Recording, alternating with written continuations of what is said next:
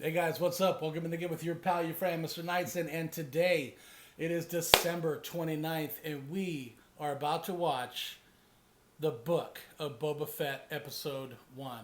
And I'm back again with my buddy Brian. You remember this nice, handsome dude from last year? We did The Mandalorian Hello. Season 2, and we had an absolute ball. We'll try to keep these videos a little bit more short, but we just wanted to say hello again, man. What's been up, Brian? Not much. Not much? No Star Wars, no nothing. Has there been anything that came out this? There's been a few things that have come out, man. We have the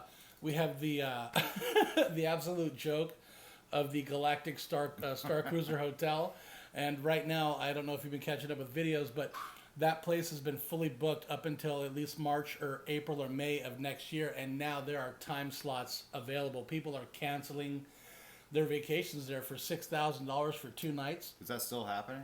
I knew at the beginning it was happening. Are they still, everybody's canceling out? Everybody's canceling out. I've been watching a lot of videos on it. Wow. But, you know, it's good to see Star Wars again. Obviously, last year we had the most biggest iconic moment with Luke coming back in the final episode of Season 2, The Rescue.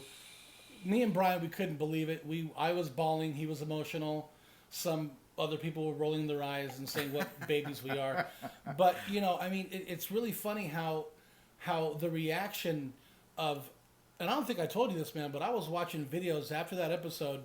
I was watching videos from around the world and even domestically of people reacting, seeing Luke. It was really cool. I'm glad they did that. You know, I'm still really not that into the deep fake stuff that they're doing and everything. I almost wish that they would have recasted somebody else for it, because I want to see like more Luke, you know, and I think it'd just be easier if they just recast somebody. And I mean, at the end of the day, it is acting, but at the same time, it was beautiful. And it was, but you know, have you actually watched Season 2's special features for the last episode, The Rescue? Have you watched those behind the scenes? No, I didn't watch them. Okay, so let me clue you in a little bit. So if you watch that, it's very much implied that Favreau and Filoni had 15 hours to complete that scene, while Kennedy and her crew was in Simi Valley, California, doing the tragedy. They were filming that while they were filming this, so it was very much set in that, and it was subtle, but you know it was there, where they were trying to get that scene done as fast as they can. That's why the deep fake didn't look as good as it did, like on Guardians of the Galaxy 2. I thought it was fine for me. It looked fine, but it looked rushed, and if you go watch that, you're going to find out. They had to fight the ISR or hide from the ISR. ISR, that was his code word, the Eye of the Lord of the Harry Potters. Yeah. Okay. So anyways, guys, we're going to go watch the Book of Boba Fett, Season 1, Episode 1. We're really happy to see Star Wars again. We continue, it hopes, being in the hands and the creative control of Favreau and Filoni. Kathleen Kennedy, you know, I'm sorry to say, guys, she is not an intelligent lady. She got lucky back in the day. She put a little money on a movie, and she got lucky, and she kept redoing that. She's not smart. She doesn't have any writing credits to her history or any creative aspect to her career, or even her resume for that matter. But, you know, and that kind of shows it to you a lot. You know, she completely took control over Galaxy's Edge, 2 parks that are just unrecognizable with Star Wars. The Galactic Star Cruiser, completely unrecognizable with Star Wars. People are comparing it to every other sci-fi genre instead of Star Wars. You know, Guardians of the Galaxy or Fifth Element or Battlestar Galactica or Star Trek. It resembles nothing of what Star Wars really is. So we're going to go watch this episode, and then we'll be back to tell you our thoughts. What do you think, Brian? Any thoughts on this one? No. I'm just really excited to see it. Hopefully it'll be pretty good. I mean, The Mandalorian was, even on the bad episodes, they're still very watchable. I mean, we rewatched all of Season 2, and even like the ones that were kind of like whatever, they're still like Star Wars. You can still rewatch them. We're like, all right, that's fine. Who cares? You definitely got that feel of Star Wars. Yeah. All right, guys. We'll see you in a few minutes.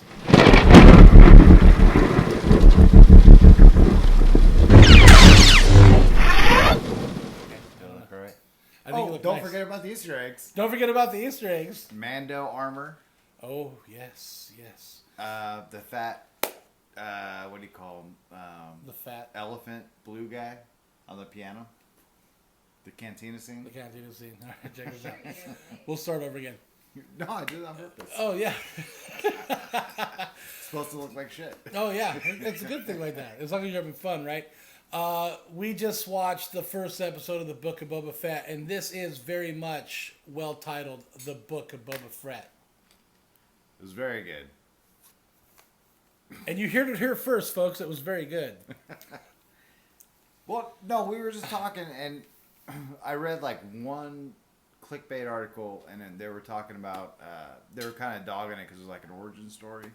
And I'm like, okay, well, Boba Fett's got 2 origin stories now, and Spider-Man has like 100 that all suck. Yeah, no, this one is very much... so we're going to be talking spoilers, so if you haven't seen the Book of Boba Fett, please click off the video now. Otherwise, from here on out, you've been warned. This very much tells the story of Boba Fett the way that we would always want. For instance, his escape from... The Sarlacc Pit. The Sarlacc Pit. It opens up with him in a Bacta-tank at Jabba's palace, and he's dreaming about the past when he first saw his father killed by Mace Windu, and then it shows parts of Kamino that were really cool. Yeah, Kamino was bitching. Yeah, seeing that again was good. But he's inside the Sarlacc Pit, and we get to see how he kind of survives and gets out of it, which was amazing. But yeah, he was very much left for dead on the sands of Tatooine. And we got to see some really cool Easter eggs. One that was mentioned by Tori was the guy from Star Tours. Oh, Rex. Rex, yeah, he was in the middle controlling the sabacc. I did not know that was Pee Wee Herman. I was, yeah, Paul Rumens voiced him. Really? When they did Star Tours back in like 85, 86. Somewhere I around didn't there. have like a little beat off hand. No, okay. We got kids that watch this. We have kids. I have kids. Noah, what's up? Forget that. Don't tell your mom, okay? No, but it was very cool seeing... this episode was directed by Robert Rodriguez, and it's very much in control of Favreau and Filoni, which was amazing. We both enjoyed the episode. We saw a lot of cool things. We saw the Blue Elephant guy from Return of the Jedi playing the piano. We got to see the Cantina band members, as so they were called it back in the day. And then what was the name of the city that they went to? Mos Espa. Yeah, and how big it was, and Yes. like in like a little crater or like a canyon. And Yeah, it was really cool. It was very, very cool seeing everybody again, and it was a lot of fun. It was really great. We're trying to process everything right now and just kind of enjoy it. I'm sure that when I leave later, you're going to be watching it again. The story structure on how they do everything was really well. They very much go back to where how his armor was stolen when he got out of the Sarlacc Pit by the Jawas. He was found by the Sand People, which was obvious because in the, what was that, first episode of The Mandalorian, we saw Tamara Morrison, again, as Boba Fett. So you saw how he survived. And remember this, man, from the time where he crawled out of the Sarlacc Pit to when we saw him again in The Mandalorian, 5 or 6 years have passed. Yeah. So obviously, we're going to see a lot of stuff, flashbacks in the present or in the past, and then present day stuff going on. So it was an amazing episode. We can't wait for more. Obviously, we're going to be doing this every week. Yep. We need to process this a little bit more. We just got done watching it. We were really amazed. What do you think about the title and what we saw and how the story kind of progressed? I thought it was really good. I mean, that was like the whole point of it, right? Because he has the, they keep a history on like the armor and everything. I don't know. It really felt like a movie. It didn't feel like a TV show. So yeah, it was really well made. Robert Rodriguez did a great job. Now, he directed The Tragedy from The Mandalorian Season 2, and he directed the first episode of this one. So lots of Easter eggs. If you haven't seen it, hopefully you've already seen it. If you're watching this part of the video, there's spoilers in it. Did anything stand out for you as far as what kind of happened or occurred? I thought it was kind of cool, like with the guy with all the arms, that creature with all the arms, when he killed him and everything at the end. They were digging in the sand for these little water. What do you think? Like water pods? Yeah.